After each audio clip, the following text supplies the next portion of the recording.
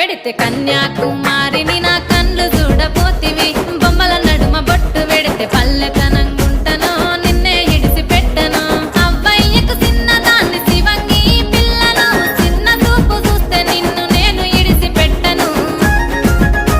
ఓ పిల్లగా అరరే ఓ పిల్లగా అమ్మో ఓ పిల్లగా వెంకటేశు చూడకపోతుంటవో కానకపోతుంటవో నా పిల్లగా వెంకటేశు చూడకపోతుంటవో కానకపోతుంటవో